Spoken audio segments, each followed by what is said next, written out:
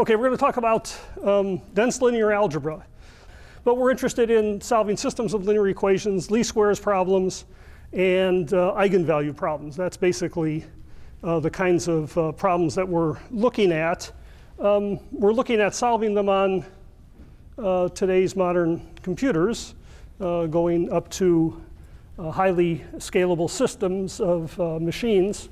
And we're looking at these dense problems. Now, many of the problems that occur in solving partial differential equations are sparse problems, but dense problems also pose some challenges in terms of solving applications. And they come from a number of sources. So these are just a few sources of dense linear algebra problems.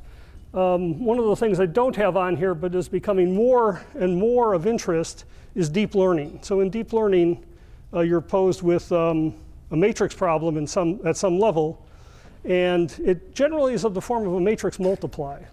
And we'll talk a little bit later about that. These are very small matrices, but there's lots of them simultaneously. So how would you deal with, let's say, a few 100,000 50 by 50 matrices? How would you do that very efficiently when you have some platform? And if we get a chance, we'll talk about that at some level. I want to expose you to this web page. So over the last few years, we've collected together sources of software for solving linear algebra problems. And there's the URL. So if you just Google my name and linear algebra survey, you would go to that. You would go to that web page. And basically, that web page is a collection. I know you can't read that very well. Is a collection of software that's freely available. So this is software that has, you can download it and use it. And there are various packages here. The first category of things deals with just matrix problems in general, the BLAS kind of operations, matrix vector, matrix operations. The next segment here deals with dense matrix problems. So these are the packages that deal with dense matrix problems, and they're categorized by a number of things: what language they're written in, what bindings they have, do they work in parallel, what kind of parallel processing do they use, do they work with accelerators. So I've just tried to put in place one-stop shopping. So if you were to click on the link, you would go to the package and you could look more about it. So there's for sparse direct methods, sparse iterative methods, and then a section for eigenvalue problems that's collected there. So that's think of it as a resource for dealing with linear algebra problems if you're looking for software. The licensing agreement is also given there, but the point is that it's open source, and the question now is, do you have to, what kind of license is being dealt with? Is it GPL, LGPL, BSD, and so forth? Okay, so that's a source of things. The software that I've dealt with is listed at the bottom. So I've been involved in the creation of these packages. Think of it as a large body of software that's been done over time. And it deals with these packages. Now, one of the things that we've come to understand is these packages are written at a certain point in time. So in the 70s, we put together a package called IcePack. IcePack was a package for solving eigenvalue problems. And in the 80s, we put together a package called Linpack. A lot of people think Linpack is a benchmark, but it's a collection of mathematical software for solving dense linear algebra problems. And in the 90s, we changed all the software. We changed the software because the hardware changed. We're following the architectures. So the architectures changed in a rather dramatic way. They had a memory hierarchy associated with them, cache-based systems. And in order to get performance, you had to effectively use the cache. These packages, as it turns out, did not respect cache very well. So the performance was poor on the architectures that were available. So that caused the whole change to take place. So the software is being reinvented, let me call it, every 10 years or so. So every 10 years, because of the architectural changes, we have to make fundamental changes to the numerical libraries that we have. And that's true after LaPak, distributed memory came about, and we had to rewrite all the software to use message passing. So that was LaPak's call. And all of that software is sort of, I think of that as the software for the last century. In this century, the architecture changes again, and we have to redesign that software, refactor the software to effectively use the architectures that we have. And today we're doing that in a package we have called Plasma. Plasma is redesigning everything, breaking away from what I'll call a fork join model of computing, loop level computing. We think of extracting parallel processing in the old days by writing a loop and having iterations of the loop run in parallel. You can't do that. Not with the kinds of machines that we have today, which have hundreds of thousands of threads of execution. You can't have loop level parallelism. So all those packages are being redesigned. And they're being redesigned to effectively embrace the architectures that we have, respecting the memory hierarchy, allowing for highly parallel systems, and that causes a rewrite of the software to be more in tune with the architectures, to be more in tune with tasks, and basically the architectures are requiring us to have many, many things to be done simultaneously, and that leads us to a data flow model for the computation. So all the software that we're writing today follows a data flow model through the use of a directed acyclic graph. And I'll talk more about that and how that's done. Okay, I want to talk about performance. And I think you know the story about performance. We're going to be talking about flops. And flops are floating point operations per second. And whenever I talk about a floating point operation, I mean 64-bit operands. Right? So we're going to be looking at that quantity and trying to understand how we can maximize that. And the flops that we're talking about are generally adds and multiplies. So we don't really care so much about divisions. They don't happen that often, but of course they do happen. And machines have a theoretical peak performance. So the theoretical peak performance of a machine is looking at how many operations can be completed per cycle, what the cycle time of the architecture is, and from that you can derive the theoretical rate of execution. So let's say we had an Intel Haswell processor, a dual core, and let's say it had a cycle time of 2.3 gigahertz. That's about what my laptop is. So my laptop has a Haswell processor, it's dual core, and the cycle time is 2.3 gigahertz. So 2.3 gigahertz, we know what that means, right? 2.3 billion instructions per second can be issued. 2.3 billion, that's incredible. That's an incredible number. That's for my laptop. And that Haswell processor has been architected to do 16 floating point operations per cycle per core. So 16 floating point operations can be completed per cycle per core. That's the theoretical rate that processor runs at. That's assuming vector instructions? That's assuming vector instructions. So the Intel architecture, as we'll see, has been redesigned in a way to use short vector instructions. And that's what's being used here.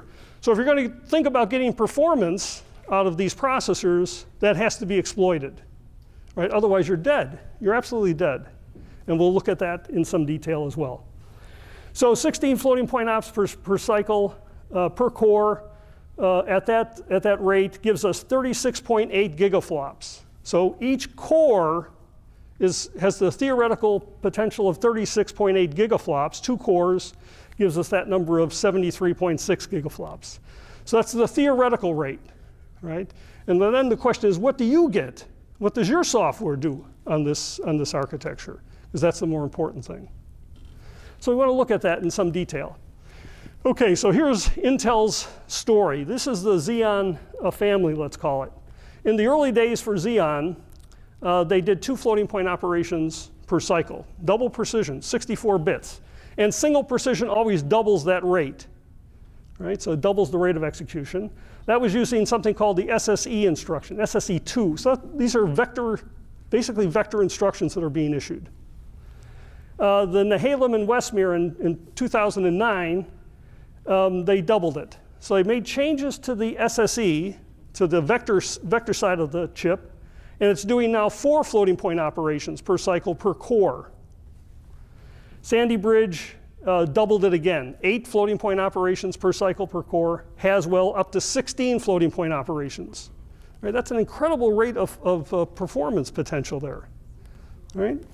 And today, with Skylake and also Knight's Landing, it does 32 floating point operations per core. 32 floating point operations per core. Knight's Landing has 72 cores.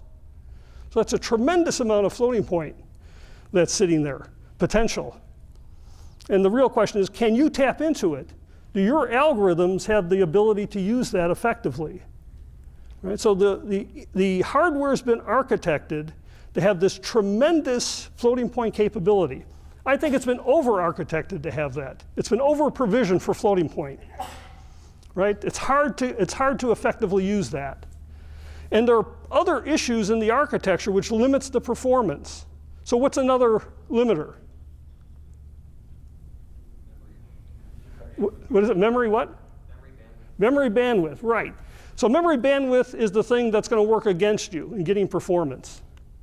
So if you take a look at memory bandwidth, to retrieve some data from memory, this is from DRAM, it takes 167 cycles. You issue the instruction, and now you wait 167 cycles before you get that piece of data. It has to go through the memory hierarchy. It sits in the memory hierarchy for as long as it can, but it has to make that journey, 167 cycles. Floating point operations are taking place at this incredible rate. Right, so in waiting, you could have done 2,500 roughly floating point operations in the time it took to get that piece of data to the place where it can be used. So you had better do a good job of effectively using the memory hierarchy, otherwise all of that potential that Intel put into that chip will be wasted. So that's a interesting story. So here's my laptop. So this is, it has a Intel iCore 7, it's a Haswell processor, it has 2.3 gigahertz is the cycle time. There's this thing called Turbo Boost on these chips. So Turbo Boost is a feature, a hardware feature, and that feature is automatic. It kicks in automatically, and it raises the cycle time if it can. It can double it can give you 50% more cycle time. Right, so Turbo Boost, I don't have to control this, it just happens. It's based on the conditions of the chip. If the chip's not too hot, it'll raise the cycle time, right? It can go up to 3.5 gigahertz. So the cycle time automatically can go up to 3.5 gigahertz. And at 3.5 gigahertz, at 16 floating point operations per cycle, my chip, that one core can deliver 56 gigaflops, theoretical rate, 56 gigaflops. And my laptop has some memory, 16 gigabytes of memory. It has some cache, 6 megabytes of cache associated with it, and then the place where the operations are actually done. And then there's this thing that moves data from memory into the cache. So that's the bus moving the data in there, and that's running at 25.6 gigabytes per second. Right? That's how it's been architected. That's how fast it can pass the data through that hierarchy. And what I want to do is to construct a little model to see what kind of performance I can get out of this thing. Okay, so we got the conditions. We know what the theoretical rate is.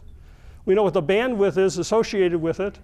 And now we can construct an example. So let's take a look at a vector operation, something like a dot product or a DAXB, AX plus Y.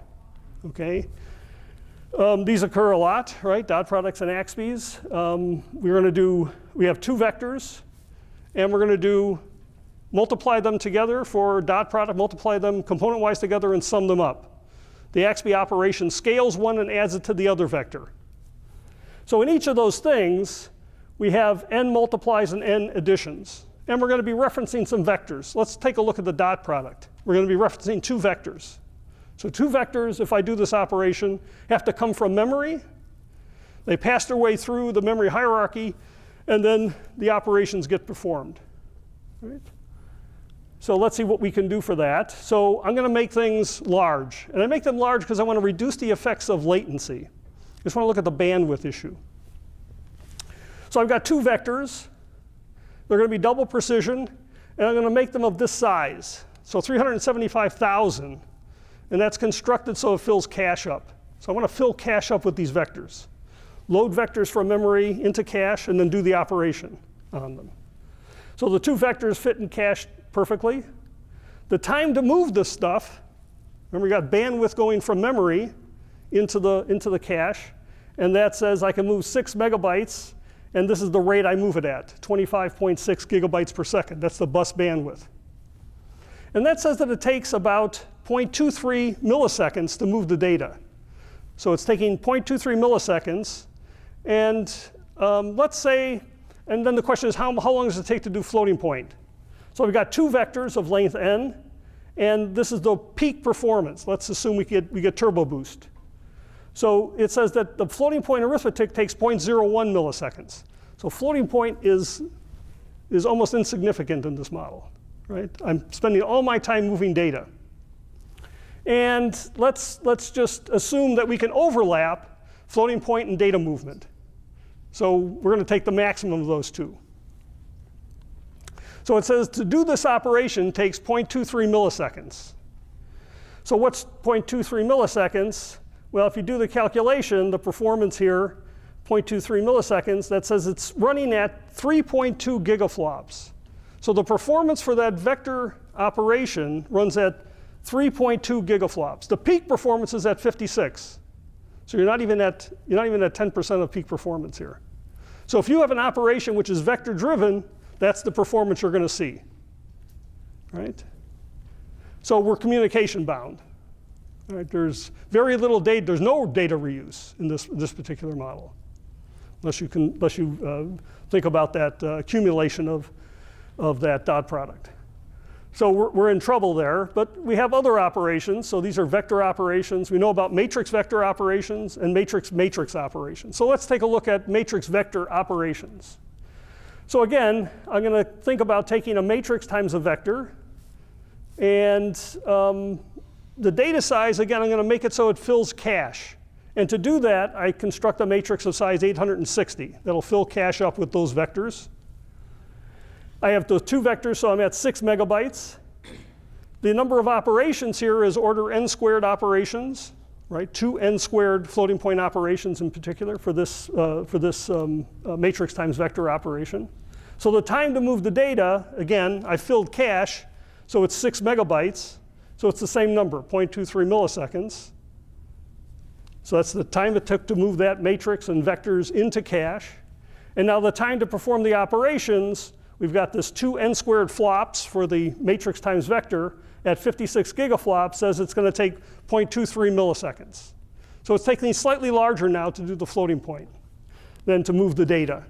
And again, in the model, I'm going to overlap those two. So what kind of performance do we see? So we're going to overlap those two, so I take the maximum, and then the performance I get, this number of floating point operations, 2 times n squared divided by the time. It says I'm going to do this, the rate of execution is 5.7 gigaflops. So 5.7 gigaflops, now we're about 1/10 of the peak performance for this guy. So if you have an operations which is matrix vector driven, you're going to see about 1/10 of the performance of that chip. So it's an incredible rate, right? Incredibly low rate. So again, we're communication bound. There's very little reuse with matrix vector. You have a matrix, you have a vector, and then you do something to accumulate it. That vector is the thing that gets reused. The matrix is not reused. It's thrown away, right? You push it in, and then you don't get reuse out of it. Let's take a look at a matrix-matrix operation. So matrix-matrix, we got two matrices multiplied together, accumulated with another matrix, and stored. So again, I'm going to make things large enough to fit in cache, and that says the matrix size should be 500. So these matrices are square, and they're 500. That's for this model. So they fill up cache exactly. So the time to move that data is the same. That hasn't changed, 0.23 milliseconds. We're filling up cache. So we got exactly the same amount of data. But the time to perform the computation now, matrix multiply, is order n cubed operations, right? So we got 2 n cubed floating point operations going on here. So now we're going to get some reuse. I've got data, which is order n squared. I've got operations, which is order n cubed. I've got a surface to volume effect. For floating point operations, with stuff coming from memory, that's perfect for cache. You need a lot of reuse of cache. So the time it takes now to do the floating point operations is 4.46 milliseconds. So now the floating point is overwhelming the data movement time, right? And the model says we're going to take the maximum of those two, so that's the time it takes to do the operation. Turns out that if we do 2 n cubed, 500, these matrices of size 500, it's going to be, the rate of execution is at 53.3 gigaflops. So now we're running very close to the theoretical peak of the machine, right, for the model anyway. So you could see that now we're happy campers, where the vector operations and the matrix vector operations really resulted in very poor performance. So here we were at 95% of theoretical peak. So now the question is, what happens, this was a model, what happens in reality? What happens when I actually run the thing on the processors? When I run it, I get this situation. So again, I'm running this on my laptop. I'm using one core only of my laptop, and Turbo Boost is kicked in, right? I can tell that from a number of things. I can tell it from the results I get. I can also monitor that. There's a way to monitor what's going on inside your processor. And when I do a DAXB operation, I get 1.6 gigaflops. So I'm varying here the size n. So this is small n going to large n. And I'm plotting what I actually see in terms of the performance that I get for these operations. These are using MKL's version of the BLAS. So this is the best you can do, right? There's a guy at Intel who writes the BLAS. His name is Goto. This guy, he sort of gets locked in a closet whenever they come up with a new chip, and he writes assembler code for the BLAS to get them optimized. He does an excellent job, incredible job. And the performance you get out of a vector operation is 1.6 gigaflops. The performance we see from that matrix vector operation is 3.4. And then the matrix operation is at 54. So very close to the theoretical peak of the machine for matrix operations, when the matrices are big enough. So notice that small matrices here cause some issues. The performance isn't there yet. We haven't reached that asymptotic rate, right? We're still on the, if you take, you know about the roofline method, we're still on that part where we're going to be data bound for some of these things. We haven't quite got to that asymptotic rate. So, and then there's issues. What do you do if your matrices are bigger than cache? How do you accommodate for that? What do you have to do in that situation? Well, we think about dividing up our matrices into blocks or tiles, and then loading those tiles into cache, and then effectively doing the operation on the tiles. So that's the way the algorithm is constructed ultimately for something like a matrix multiply, is to move those tiles into cache, keeping the tiles around as long as possible to get reuse, and then going on to the next tile. So there's many ways in which that can be accommodated, and this is the way we usually think of it. So instead of one way to think of it is, instead of the matrix multiply has 3 loops, right? I, J, and K loop. Instead of having 3 loops, this guy has 6 loops, where the other 3 loops are the tiling that goes on. So instead of having elements, we have tiles of the matrix we're actually doing the matrix multiply on. So within that, that's another way to think about it. Okay, if you're interested in looking at the performance for your processor, Intel's provided a couple of tools. They've got a power meter tool, which will show you the cycle time dynamically of your processor, right? So you can download this gadget here, this widget, and it'll show you a profile of what's going on in your processor. It shows you the temperature, it shows you the frequency, it shows you the power consumption, right? And that happens I was stunned at how dynamic it is, how it's changing continuously. It's sort of, I thought it'd be in very discrete steps that things would be changing, but it seems to happen very often. And then they've implemented the Linpack benchmark. So Linpack benchmark is solving a linear system of equations using Gaussian elimination with partial pivoting. And they've implemented it very well on Intel's platforms. So you can download a copy of that code and run it on your machine to see what kind of performance your architecture is getting. And that's listed there if you're interested in downloading it. OK, so let me go back to the story about software and the evolution of things. So this was the design of Linpack. So Linpack was designed in the 70s. And in the 70s, the architecture that we had was the new architectures that were coming out were vector computers. And we rewrote the algorithms. So the standard way of doing Gauss elimination, the way I learned in high school, you take one row and you manipulate rows to introduce a zero in the matrix, right? So it's row-oriented. Well, Fortran is not row-oriented. So we want to change that. So the change is to make things column-oriented. And the way to make them column-oriented is you go off on the side and figure out what you need to do to make all these guys here 0. And then you have these two vectors that you're going to manipulate to change all these elements in the matrix. So you're doing exactly the same operation, but you're just organizing it slightly different. Instead of introducing one at a time, you introduce them all, and then you do an operation which is a rank 1 correction to the submatrix. So I have these two vectors here which are now changed, and I have to change this whole block of data. This green data gets updated.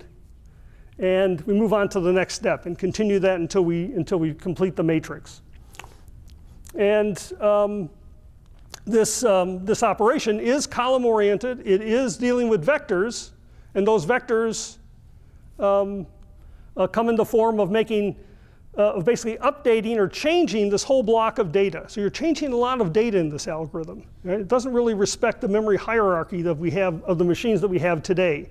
For vector machines, it may have been OK, but this algorithm changes a lot of data. And because of that, it performs very poorly on the next generation of machines, which is the cache-based machines. So the next revolution, or next crank of the software gave us LaPak. LaPak was designed in the 80s.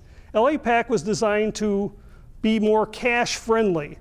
So LaPak went off on the side, and instead of doing one column, it looked at this rectangular block here, and it figured out how to introduce zeros in a trapezoid of that block.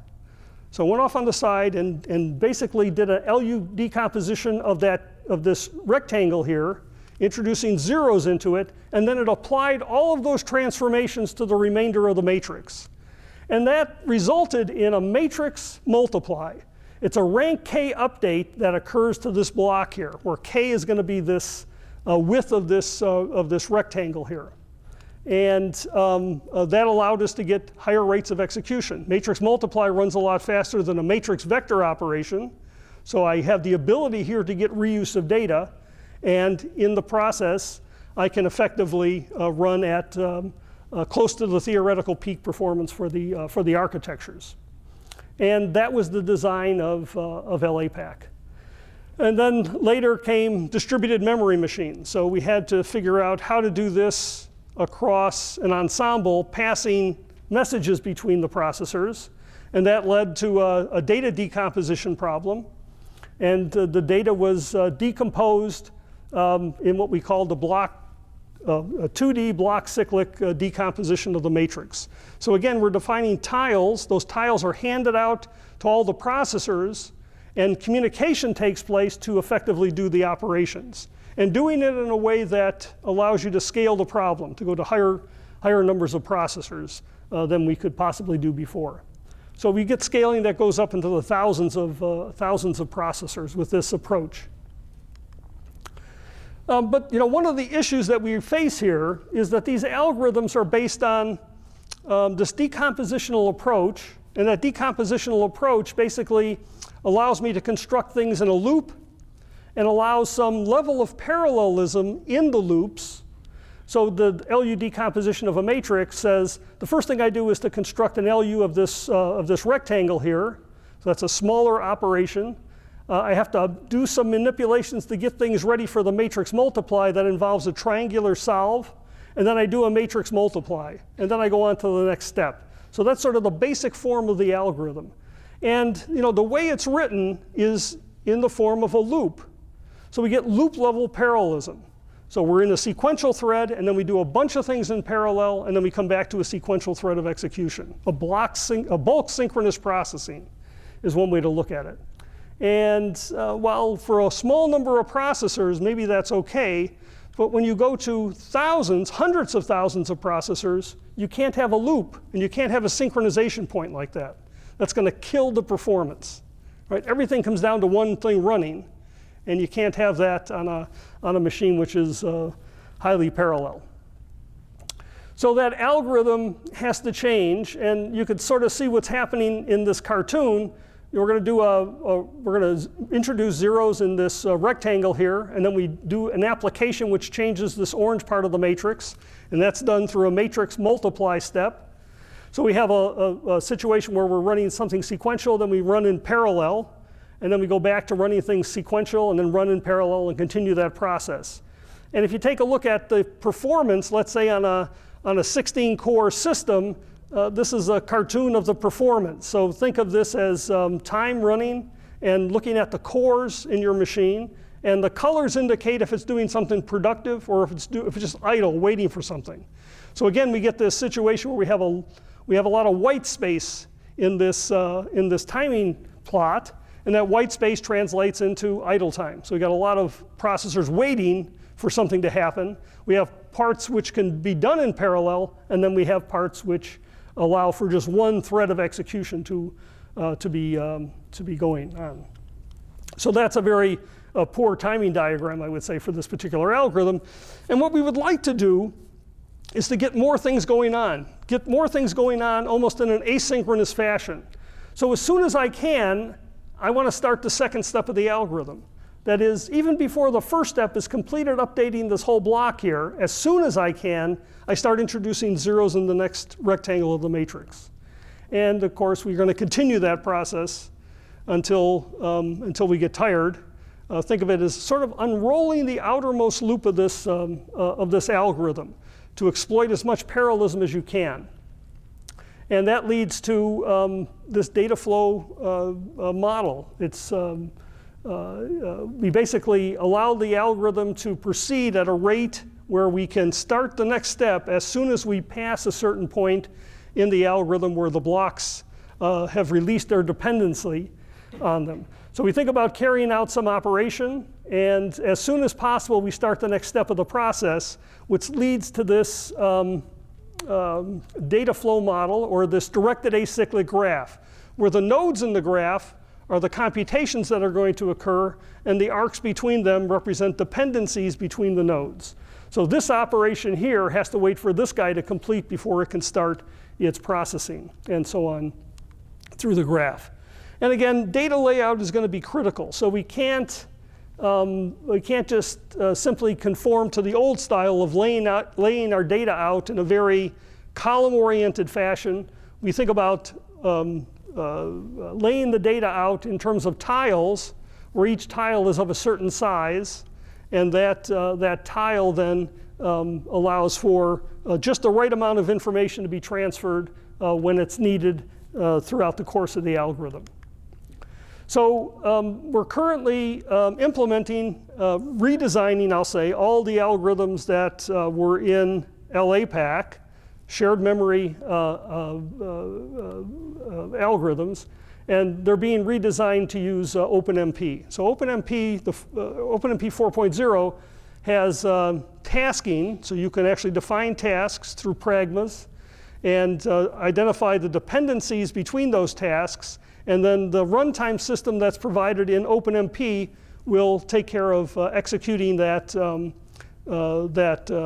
directed acyclic graph, respecting the dependencies that are listed there. We originally designed this using our own runtime system. The runtime system was called Quark. It was something we designed ourselves, and it worked fine. But the OpenMP stuff actually works as well as our handcrafted code. So we abandoned our code. Right? I don't want to maintain a runtime system. If it can be done through the compiler, through its runtime, I would much rather use its mechanisms. So I don't have to deal with that. I can deal with some. I can look at some other things to adjust. So that's basically what's done. This is an example for a Cholesky factorization of a matrix. Cholesky's used when the matrix is symmetric and positive definite, and you want to solve a system of equations based on that. And in this case here, pragmas are inserted into the code talking about the dependencies between chunks of data and the operation that's going to be done on that particular chunk of the data. And from that information, the runtime system that OpenMP has can effectively coordinate the data and carry out that directed acyclic graph. So it implicitly generates the DAG. It doesn't explicitly. The DAG is defined in this implicit way through the program defining tasks to be done. I like to think of it as, the program is there just churning out the tasks, and the underlying runtime system manages those tasks and carries out the execution respecting the dependencies that you've defined between them.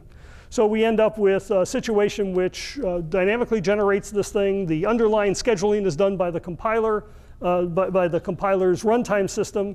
We get this explicit parallelism. The communication takes place in an implicit way through the data that's being defined. And we end up with DAGs which are implicit, which are not actually generated. And the runtime system effectively does the computation, taking a computation that would have taken through a loop level parallelism this amount of time. It can compress it to a point where we can squeeze out a lot of that white space and allow the execution to occur in a much more, I'll call it asynchronous fashion, allowing it to go as soon as possible, exposing as much parallelism. So these DAGs, these directed acyclic graphs, we want them to be as wide as possible. The wider they are, the more parallelism they have. And if we were in a perfect world, I would analyze the DAG and I'd find the critical path. The critical path is the one that's going to release the most parallelism if you execute it first. The critical path is going to be the longest path in this DAG if all the tasks have the same weight. And again, if I had an ideal situation, I would analyze this and execute it. I don't have an ideal situation. I don't have the DAG explicitly in front of me. It's implicitly generated.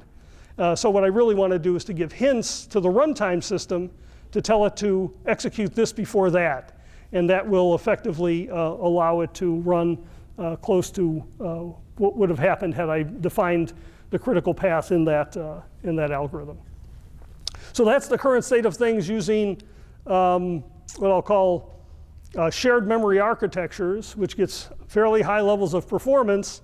And as we move to distributed memory, we have to look at other mechanisms to help with that. So we have a runtime system. So the problem with distributed memory is we don't have one single scheduler. The scheduler has to be distributed across the ensemble of parallel processors that we have. If you have one source, it'll be the bottleneck. Today we have machines which have 10 million cores in them, and you can't have one thing scheduling 10 million cores. So we have to have a mechanism for distributing the scheduling across that architecture. And we have a model that we have called Parsec, where the user defines what the dependencies are in the algorithm through a language feature, which is essentially describing in a mathematical way what that directed acyclic graph looks like. And then each of the nodes in your machine has a representation of that directed acyclic graph. And because it knows how many nodes are involved, what the tile size is, it can effectively do the communication, the sends and receives, to coordinate the tasks. There's another system that we're looking at from colleagues in Bordeaux called StarPU, which doesn't have this mathematical representation. It runs the DAG in a very distributed way, but each node of the DAG has the representation of the program, and it's basically generating the complete DAG as it executes. So that's another model that's very appealing as well. So those are two things we're looking at. So the DAGs can be quite large. This is not a, given a certain matrix of a certain size, it can have 1 billion tasks generated in the directed acyclic graph. And the way the program is actually run in the OpenMP runtime system, it executes a number of things, throwing a number of tasks in, and then as the algorithm progresses, it throws more and more things into the runtime system so that it can effectively do that. Again, it doesn't have the whole DAG in front of it at any one time. And the performance that we see, can be very, very impressive. This is doing Cholesky factorization. The matrix is decomposed into these tiles here, and this particular execution was run on a 48-core shared memory system. Looking at performance here, so this is performance against size of the problem. The examples or the software that's being used is LaPak, the one that does the cache-based thing, but was fork join, had a fork join model associated with it. MKL, which is the Intel math kernel library, which does a pretty good job of exploiting parallelism. And then Plasma is this directed acyclic graph approach, which I've just described, and its performance is much higher. The striking thing is the difference between the LaPak and the Plasma code is quite significant, and it's a compelling case, I think, for moving to a more data flow oriented model. The MKL stuff, we're in close collaborations with the Intel people designing the math kernel libraries, and we provide them with our executions or our programs, and they take them. So this difference here doesn't last very long. As soon as their next generation of the software comes out, they usually match the performance that we see, if not exceeding it in cases. The LU decomposition is a complicated story. This graph here is much too busy, but we've implemented 6 different implementations of LU factorization, looking at ways to enhance the performance. A lot of the bottleneck comes in doing the pivoting associated with it. You have to pivot you want to bring the largest element up to the diagonal position to avoid instability in the algorithm, because you're going to be dividing by that number. You don't want to divide by a small number that causes things to explode or grow, and that magnifies the round-off error associated with it. So we want to be able to do that pivoting, and these different implementations try to exploit a number of different ways to improve on the standard way of doing business. And again, the data flow approach is one that's certainly competitive. My colleague Jim Demmel probably mentioned the communication avoiding approach for doing this, and everything is dependent on how you do the implementations, and a good implementation will, of course, do better than one that's poorly done. The QR factorization has a similar story associated with it. We're trying to exploit parallelism, and what you want to do in the QR factorization is to generate lots of tasks, identifying, basically knocking out, introducing zeros in these tiles, and then applying the transformations associated with those introductions to the rest of the matrix in this way of keeping many things running as possible. There's a communication avoiding version of this, which basically divides the matrix into parts and then deals with those parts in a recursive way to effectively introduce zeros. That leads to a tree-based approach for the implementation. And for very tall and skinny matrices, which are matrices that do occur in applications, the communication avoiding approach is certainly something which provides a lot of enhanced performance.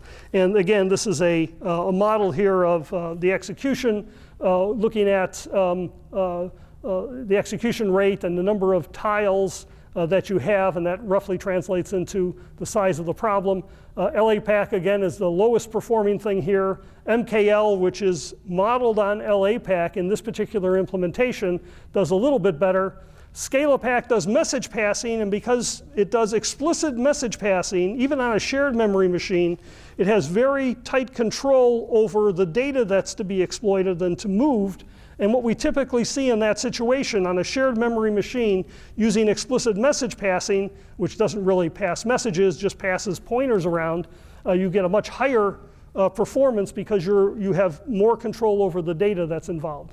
Plasma, again, is this directed acyclic graph approach, much higher performance than any of the previous ones. And then the communication avoiding approach. This is a particular model which is very tall and skinny. It's a matrix of size 51,000 by 3,000, so very tall and skinny matrix. And the communication avoiding, this is really what it was designed to do, and you see the improvements over plasma and over the other packages is quite significant in this particular case. There's a story that goes along with this for looking at a solution for eigenvalue problems. In the eigenvalue problem case, you have for the symmetric case, dense symmetric matrix you want to find the eigenvalues of. It's a two-step process. That's the way it was originally described. The first step takes that square matrix and reduces it to tridiagonal form, and then you use an iterative process to compute the eigenvalues of that tridiagonal matrix. That's called the QR algorithm. So the first part of the process reduces the matrix to tridiagonal form, and you want to have that run at highest potential. That's an algorithm which has level 3 BLAS operations, matrix multiply, but also level 2 BLAS operations. So remember the performance that we saw for matrix multiply was at the highest rate. For matrix vector, it was at a very low rate. So it's using both of those two, and the result of that is having an algorithm which is limited basically by 2 times the performance of matrix vector operations. So it's a very poor performing algorithm, although it does have matrix multiply as part of its kernel. So today we're using a 3-stage approach for finding the eigenvalues. The first stage takes our square matrix and reduces it not to tridiagonal form, but to a banded form. And that can be done using matrix multiply exclusively. So there's a very high rate of execution associated with that movement to banded form. And then there's an algorithm which takes this banded matrix and produces this tridiagonal matrix. It basically gnaws away in a very cache-friendly way at this banded matrix to introduce zeros in it. And then the tridiagonal matrix is handled by the conventional QR algorithm for finding the eigenvalues. And the performance can be quite stunning in terms of the time to solution. So this particular graph is looking at the speed up associated with these algorithms.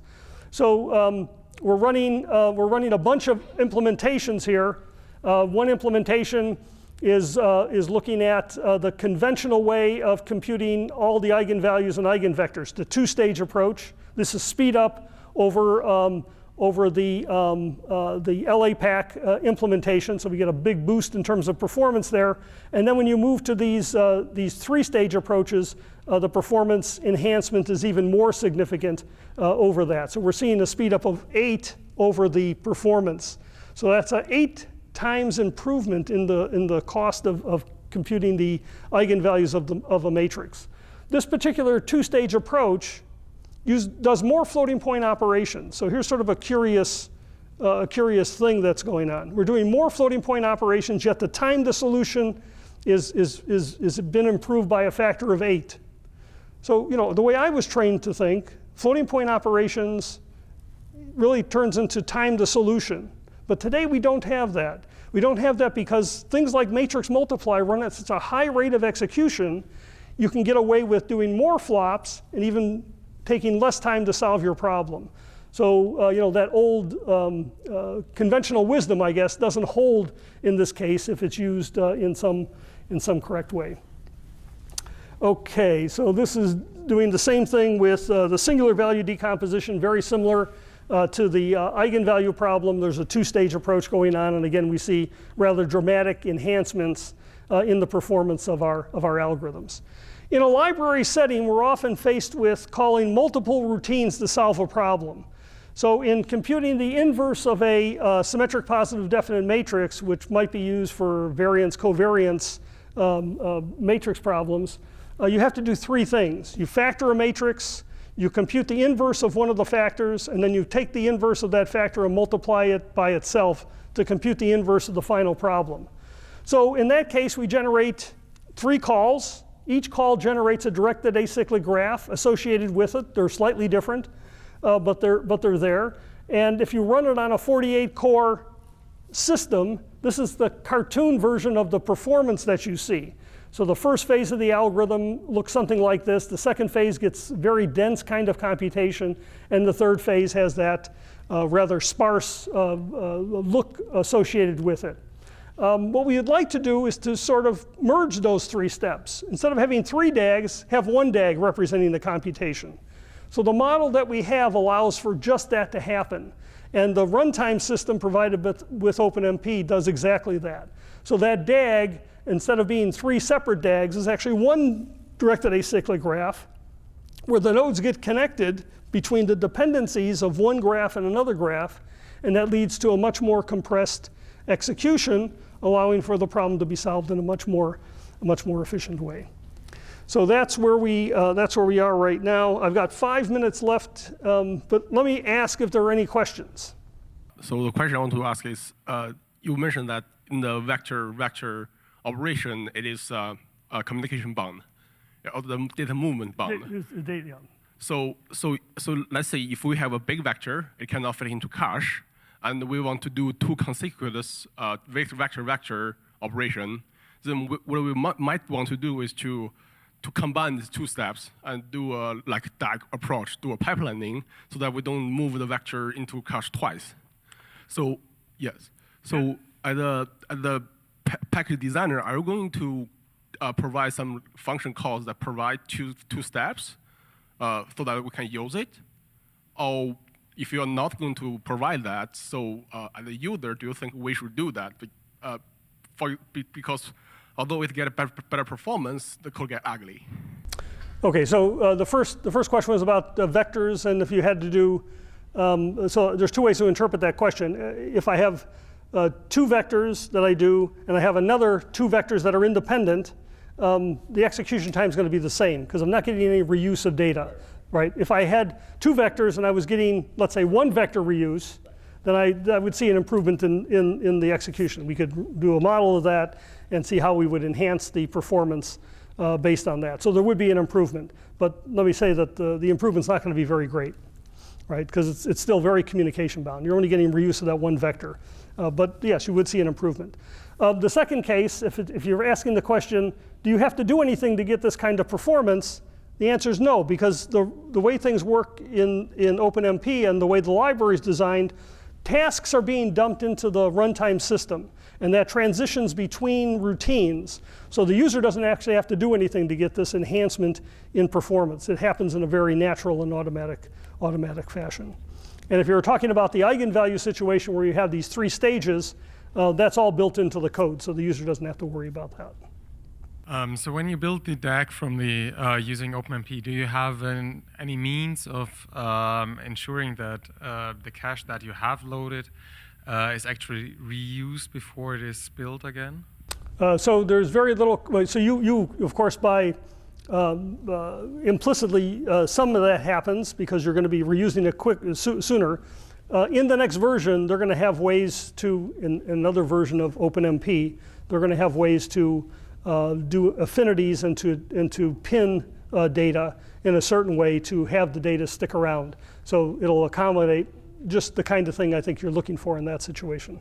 So how do you ensure that the cost of spawning an OpenMP task is less than the actual work being performed? Right, so that's an important question, is you're going to be doing something, it's going to take some cost associated with getting that task launched, and how can you help, or how can you understand better what the size of that task should be in terms of the launching of it. So it's something which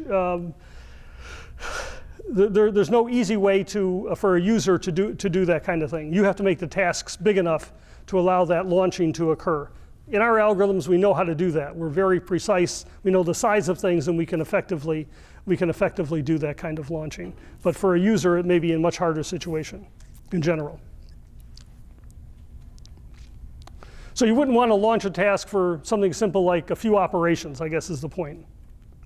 So if you want to consider performance portability, you want it from a design point, you want to look at like explicit way of representing this DAG, and then you can, instead of just like locking yourself into OpenMP, you can like move into from runtime to a different runtime. Is that something? like your? Well, we would like to be able to do that. So you want to be able to unplug one runtime and insert another one, or more specifically, insert a different scheduler into the system. The runtime is fine. You define tasks, and then how you schedule them may be the critical thing. So there are models for doing that, for having different task schedulers inserted into it. So I mentioned this French project called StarPU. So there you can insert your own scheduler system if you wanted to. They provide one, but you can enhance things. If you know your problem, you know the size of things, you might be better off in that situation to put your own system in place.